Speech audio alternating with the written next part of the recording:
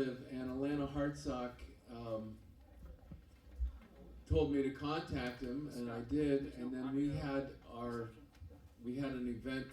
In fact, the display table is over there. We set that up for talking to libertarians at a big libertarian event in Washington, D.C. And Steve came down and spoke at that, and actually had some libertarians interested in basic income. But he wrote this book, and he's writing another one that's going to have an even stronger emphasis on land value tax as the funding mechanism. Now, part of reaching out to other groups is that their priority doesn't have to be our priority. So he likes land value tax because it's a good way to support basic income. I like basic income because it's a good way to remove problems in implementing land value tax.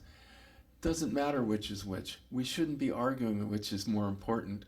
We should just be saying, wow, the basic income movement is much bigger than ours is. It's getting much more attention than we're getting. And so, and Steve has got considerable expertise on that. So I'm just going to pass it to him. Thank you. Thank you, Dan. So I know you've all at least heard a little bit about basic income, and some of you probably know a fair bit about it. Brief bit of my history. I first became very interested in this idea back in the mid-'80s, and at the time I was living in Santa Barbara, California. And when I was talking with friends about it, one of them said, oh, you should meet these two guys, Jeff Smith and Gary Flo, who were living in Santa Barbara at the same time. And as it happened, the three of us ended up working together as advisors and staff and door knockers and such for a woman who was the first Green Party candidate for the US Congress in the United States. And we actually helped get the Green Party ballot status in California, which was the first state where it had ballot status. So I've known about basic income for quite a long time. And Jeff and Gary and I often had these discussions, and they would always insist, well, you know, you can't do anything like a guaranteed income unless the revenue comes from land rent. And I would say, well, that may be true, and that certainly makes sense, and that's certainly where I think we want to get to over time.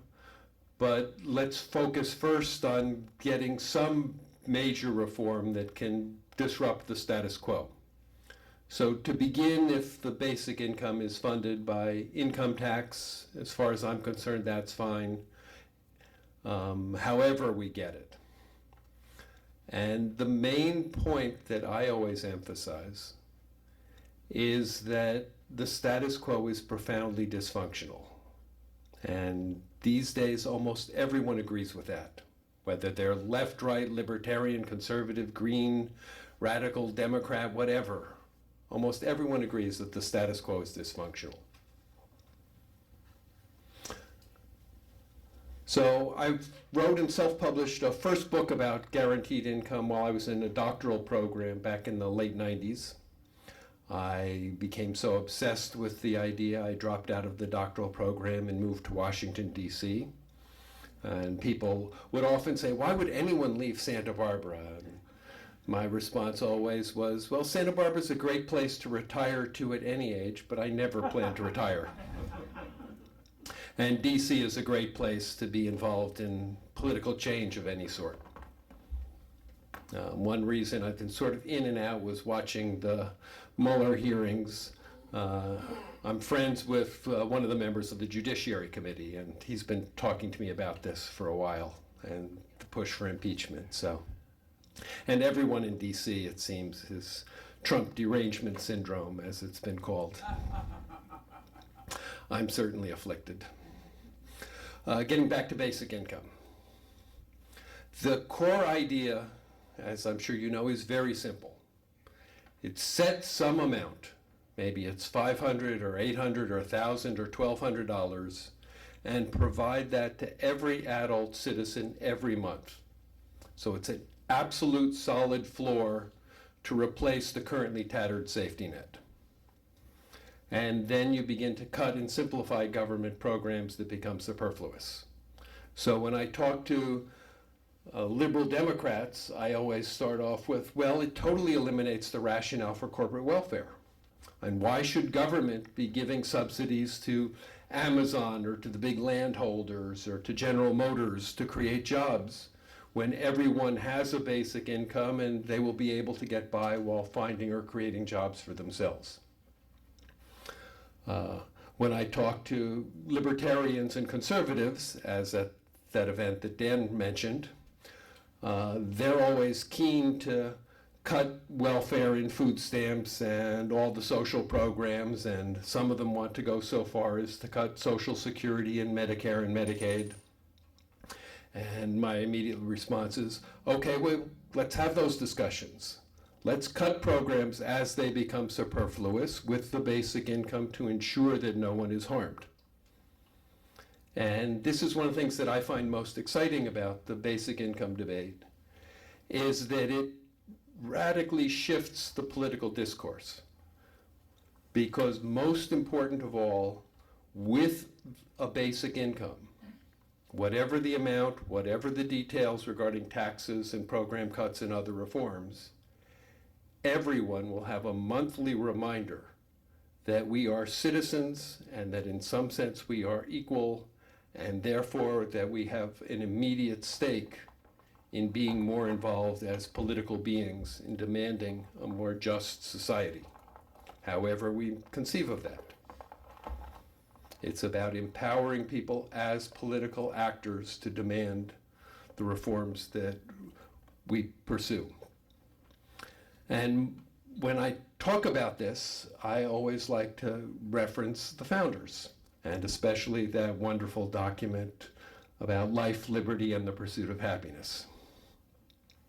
In a market-based society, for life, liberty, and the pursuit of happiness, people need some income for necessities.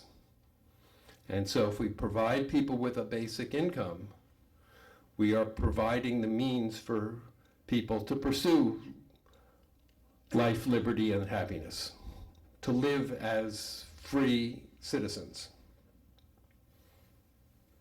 So a bit more about my personal history. I moved to Washington, D.C. in the fall of '99. I realized that the first book that I wrote about it while in the PhD program was, like many books by academics, it was written to show off how smart I am and to impress my faculty advisors. So I then began working on a much simpler version and self-published that, and saw that it was still a little too complicated, and did another simple version which came out in August of 2001. And of course, in September of 2001, the political discourse in the country went into a massive regression, and it seemed to me that there would be no opening for really new ideas for at least a while. So I put my basic income passions on hold. But during those years, in the early 2000s, we formed the U.S. Basic Income Guarantee Network. It was actually started by 5 friends of mine in New York City. And U.S. Big had its first major conference in February or March of 2002. Had a big conference organized by the State University of New York at Stony Brook. And many people from Europe and basic income activists from other countries, Brazil. And at that conference, people would talk about, well, you know, we're going to be planning our next conference and in 10 years and 20 years. And my immediate response always was, I hope this group is obsolete within 20 years. I hope we have a basic income and there no longer is a need for a group that is primarily focused on how to get there. There will always be debate about the details, of course, but in my view, any really successful movement ought to be planning for its own end, because ought to be planning for success. So, of course, the U.S. basic income movement has not yet succeeded, and we still continue to have meetings every year. Our second big meeting of U.S. Big was sponsored by the Eastern Economics Association, because many people in U.S. Big were economists. The group, in its early years especially, was quite academic. It was economists and sociologists and other social scientists, a lot of social workers. So we were able to arrange with the Eastern Economics Association to be our host. And they would take care of registration and logistics and such, and would let our members attend at a very low rate. And in that first meeting at EEA and over the next 6 or 8 years, many of our sessions had people coming who were also Georgists. And many of our people, especially me, would go to the sessions with some of the Georgists. And Jeff Smith was there, active with both groups, and Alana Hartsock. And during some of those, there would be evening parties and other events hosted by the Georgists, because at least the Henry George School in New York and in Philadelphia had some money for social events that we didn't have. So the joke began that instead of two tiny marginal groups campaigning for major reforms, we were one slightly larger, slightly less marginal group working together for major reforms. And I'm happy to tell you that most people in the basic income movement, to some extent, acknowledge the importance of Henry George and of land rent, and of subsidizing the basic income in that way, or paying most or all of it in that way. An idea that I haven't heard mentioned this morning that I think is vitally important is the carbon tax. That's getting a huge amount of attention in the news these days, including from conservatives and Republicans. On the liberal side, there's the major groups on the liberal side and the conservative side. There have been op-eds in the New York Times from leading Republicans. There was a piece just yesterday in the Hill newspaper calling for a carbon tax, gave them a whole page. And of course, most of the carbon tax activists recognize that it needs to be combined with a dividend, because that's the only way to get political support for it. Well, yes, but so the phrase carbon tax and dividend, again, is in the discourse and being touted even by Republicans. And about a month ago, there was a major gathering of poverty activists in DC. Some of you may have heard of Reverend William Barber and the Poor People's Campaign, a national call for moral revival. Barber and the Poor People's Campaign did a gathering with 1,000 people at Trinity College. They actually held a presidential candidates forum, and 8 of the candidates showed up, and each had a half hour on stage and being interviewed by Reverend Barber and Reverend Theo Harris. And as part of that event, there was a panel on environmental issues. See, this is why I live in DC. I get to go to all these sorts of things and network with the leading people. And so I went to the panel on environmental issues, and the moderator for that was Reverend Barber's son. And the poverty activists are strongly, strongly opposed to a carbon tax, because they say, rightly, that a carbon tax will most harm the poor and will most harm rural folks. And the bills that have been introduced for the carbon tax, and the idea from the left and from the right, when they talk about a carbon tax and dividend, is yes, we would pay the dividend the month before the tax goes into effect. But always, for reasons I don't understand, that's in the fine print. They don't tout the fact that you're going to start to get the dividend first.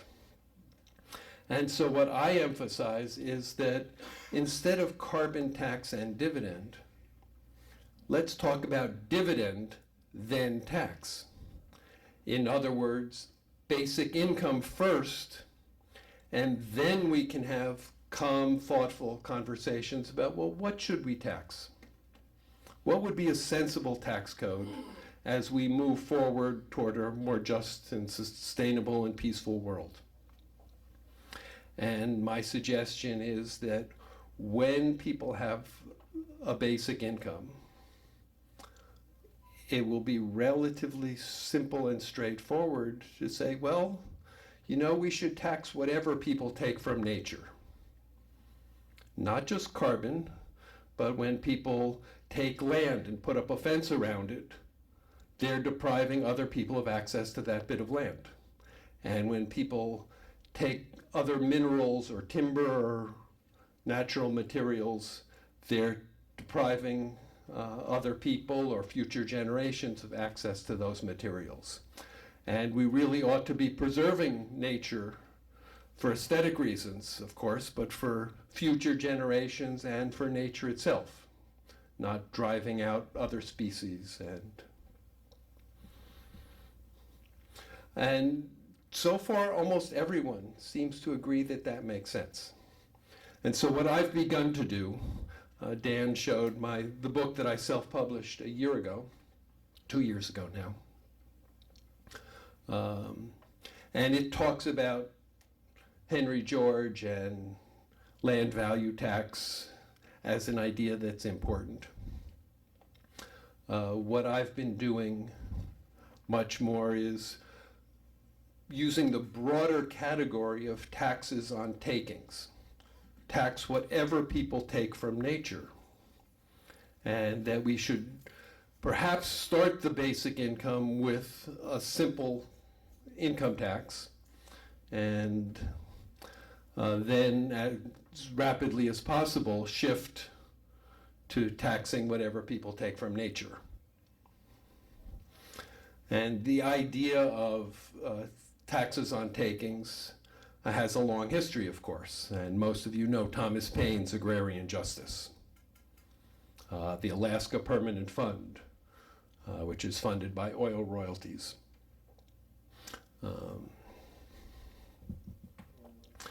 So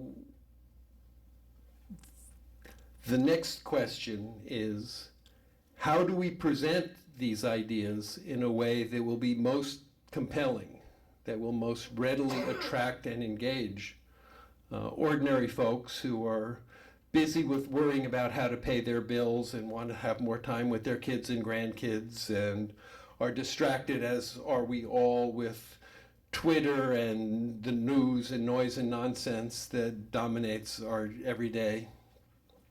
How can we present these ideas most clearly and simply and directly? And so in terms of basic income, I do that by beginning most conversations with, well, what would it mean for you if you knew that you had, say, $1,000 a month on top of or in addition to what you currently have or what you currently earn? And so start with the immediate benefit and then shift to, and what do you think as a citizen would be a good way to pay for that? And what programs would you want to cut? And how would you choose to reform the tax code? I have a friend who's been something of a role model in this kind of organizing. He's a retired senator from Brazil who came to many of our US basic income meetings and goes to most of the international meetings. And Eduardo talks to everyone he meets about basic income. Eduardo, when he's been visiting me in New York City or in Washington, D.C. or elsewhere, he will talk to taxi drivers about basic income. He will talk to waiters at restaurants. One time we were going out to dinner with a few other people, and I was at the restaurant with our other friends, and Eduardo had left his hat in the cab. And he was very upset because it was a very nice fur hat. And the cab driver came back half an hour later to return the hat, and he particularly remembered Eduardo because of the conversation about basic income. This was some years ago, when basic income was not nearly so dominant in the news today, but what particularly impressed me was that he could get away. Anyone he met, people had never heard of the term basic income, and he would introduce it to them. And one day I turned to him and said, "You know, it must be hell sitting next to you on an airplane." And he laughed and said, "Yeah, it probably is." So the question that I put to all of my Georgist friends is, how can we present these ideas clearly and simply in a way that attracts people's attention and invites them to want to learn more? And I'll give you a partial answer. When I wrote that first book about guaranteed income while I was in graduate school, I included a few paragraphs about Henry George. And one of my faculty advisors had been a speechwriter in the White House under Jimmy Carter.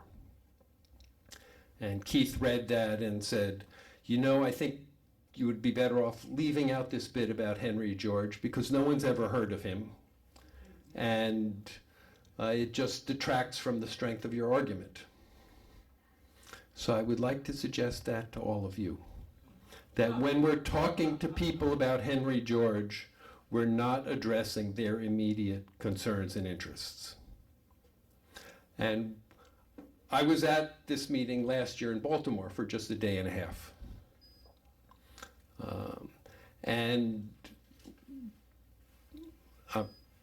Some of the things that I learned are incorporated into an updated version of the book that I published 2 years ago, which is to really emphasize that with a shift of property tax off of buildings and onto the land, and more generally with a shift to taxing what people take from nature, that will free up possibilities for significant economic growth, especially in urban areas. Because as you all know better than I, and some of you have crunched the numbers in a way that I haven't and never will, surface level parking lots are idiotic. And with a land value tax, even a partial split rate, those landowners are going to have a huge incentive to want to put up a building as quickly as possible. And another brief story, back in 2003, I was working within the Green Party, when I was still active with the Green Party, to introduce a platform plank calling for a basic income. At the same time, Jeff Smith and Gary Flo, who Jeff at that time was already living in Oregon, were working to get the Green Party to endorse land value tax. And at the national meeting, we were both present, and these debates were going on, and the National Green Party adopted my platform plank through the DC Statehood Green Party, calling for a basic income. And they've never updated their platform, at least that piece of it, so it's still there, it's still in their website, and happily it's still in the history in my book. They rejected the plank on the land value tax. And the main reason, because Jeff and I actively polled people to understand why, is that they didn't fully understand it, and especially they didn't fully understand the term value. People heard the term land tax and they immediately thought, oh, my property tax is going to go up. And especially farmers and other folks in rural areas thought it meant that their taxes were going to go up. And they neglected to really understand that, no, this is the land value, this is the rental value, so your jurisdiction can keep taxes low on land that is farmed or fallow, or land that is forest or wild in any way. But that when a developer comes in and promises development and jobs, that land value is going to skyrocket and the taxes are going to skyrocket, and so it's a way to very effectively discourage developers. It's a way to protect farmers and rural folks generally in small towns. But again, Jeff and the other people who were focusing on that didn't make the argument clearly enough, and I believe I make it clearly enough in my new book. So the new book, and I really wish I could tell you the title, but the publisher and I haven't yet agreed on the title. Happily, and this last one was self-published. Some of you may know there's a website called Real Clear Politics. It's a major insider website that many people in Capitol Hill and in the think tanks and the media look at every day. Often CNN and NBC and other news organizations cite Real Clear Politics because they do the polling averages in political campaigns. Real Clear is introducing a new book imprint called Real Clear Books, and mine will be one of the first. Should be out by the end of the year. And I've been working with a great editor who actually was the head of the Office of Media Relations in the White House under H.W. Bush. And Kristen had not heard of the land value tax when she first read my manuscript, and I was thrilled that I was able to present it in a way that she agrees makes perfect sense. And so again, the first rule is to listen to people and to present your ideas in a way that really attracts them and engages them in wanting to learn more. And to do that with most everyone you meet, though hopefully a little more tactfully than my friend Eduardo, because he was a senator. He came from a very wealthy family. He was accustomed to being treated with a deference that none of us will ever get. But if we listen respectfully and we talk to people in terms of their immediate needs and interests, I think we can quickly build a mass movement, and that's my goal. I state very explicitly in the new book that my goal is to have a peaceful democratic revolution within the next couple of years. I'm sure some of you know that a fellow named Andrew Yang is running for the Democratic presidential nomination, and the core of his platform is a freedom dividend.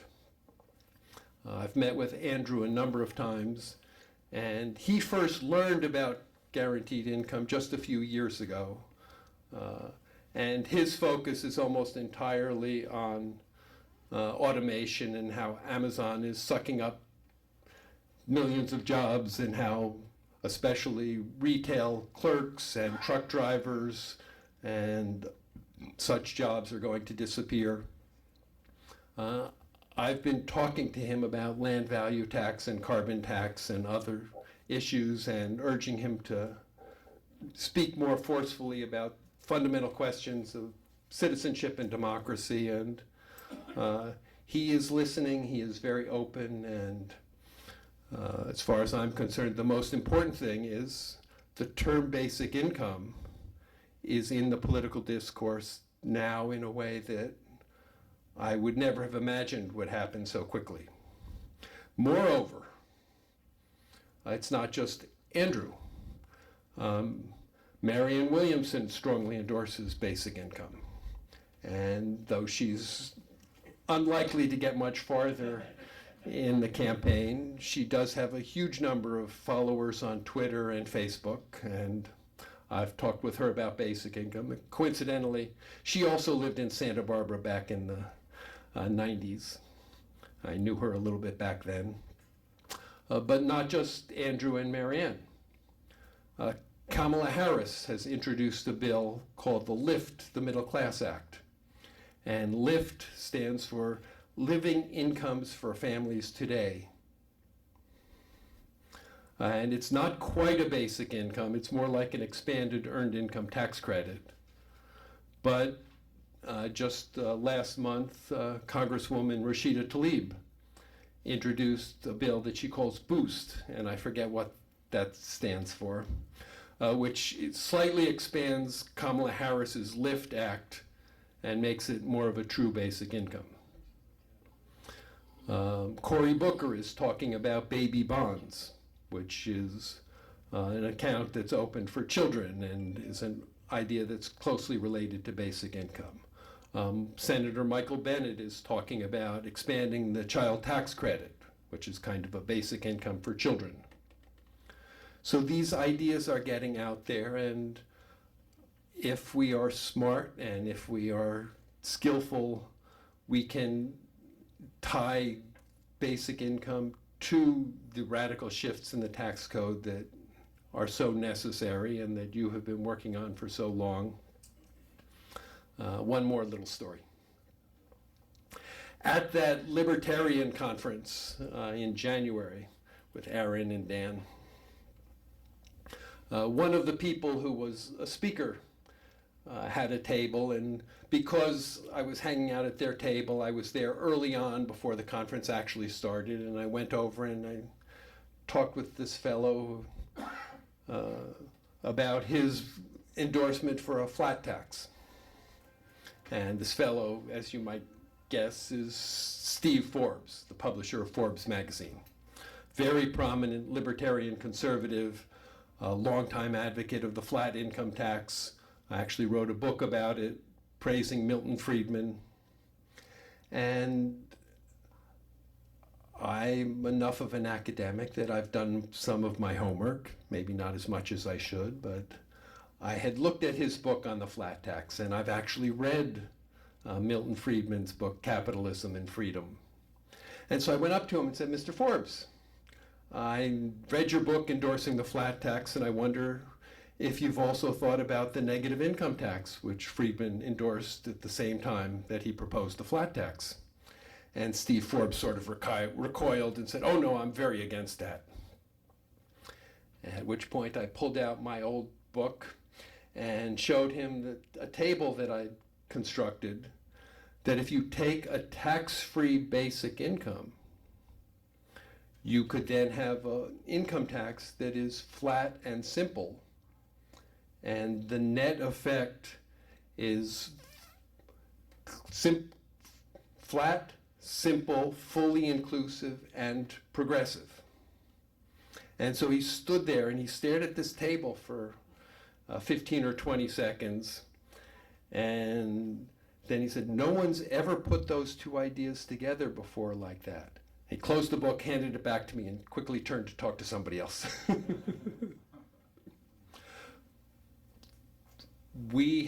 This is a tremendous opportunity. I joke about Trump derangement syndrome, and I believe, I hope, I am committed to making true. I believe that in 20 or 30 years, what we're experiencing today with the fierce paralysis between liberals and conservatives, and with the massive disruption of Donald Trump, that we're at an inflection point. And if we are skillful and resolute, that we can turn this time to our advantage in something akin to a second American Revolution. And so I hope that we will all be working together to make that happen. And I'm happy to answer questions, and I'm around for the next 2 days, and I have no idea what time it is in terms of our schedule. Thank you. They're coming. I'm not getting anything. It's not green. You need it. It is green. I have one question.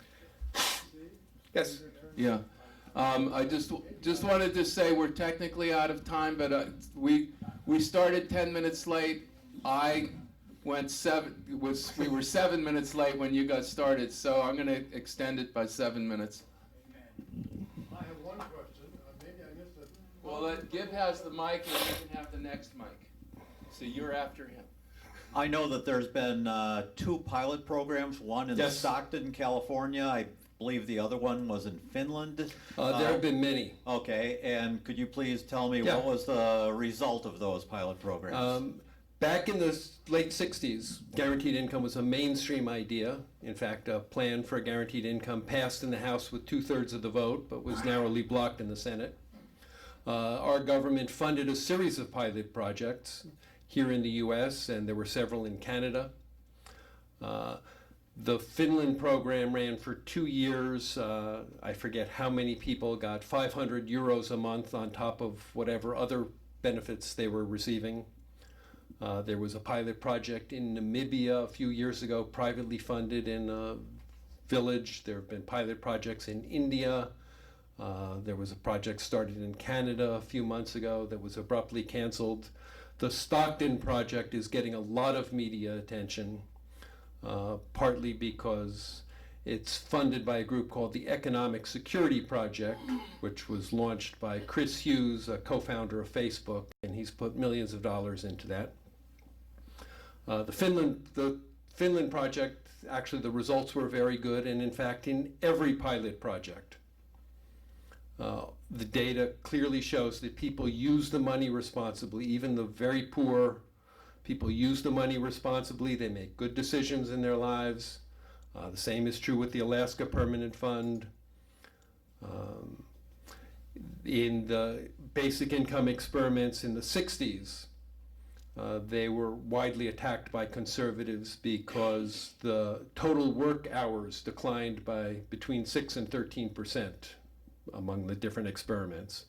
But when the more detailed analyses were done, that decline was almost entirely from women staying home with young children and teens staying in school or going back to school, and some men who left bad jobs and were out of work temporarily while seeking better jobs. The Stockton project was in the planning for a couple of years. They just started distributing the money in February. So it's 130 people are receiving $500 a month.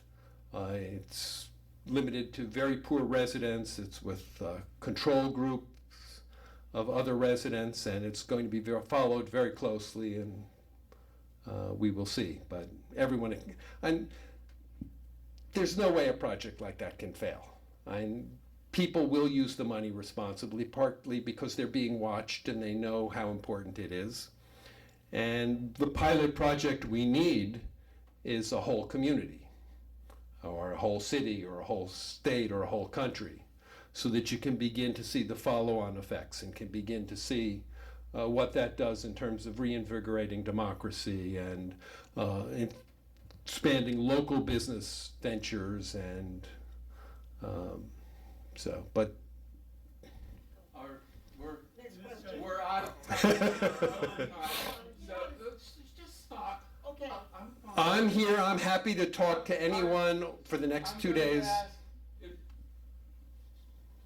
Izzy, if you can make a very short question, if you can give a Very short question. How do you intend to protect the basic income from the grasp of the landlords? Economic rent is bound to increase. Yes, and that's a question that I hear from Georgists and a question I would often hear from Jeff Smith. And that's one of the reasons I emphasize that we need to be engaging people as political actors and demanding other reforms and shifting to a land value tax and so on, because left by itself, that would be a real problem. But many people will choose to tell the landlord to go to hell, or whatever term they want to use, and people will move out to rural areas, or people will save up people will save up their money and buy property, or people will become more politically engaged.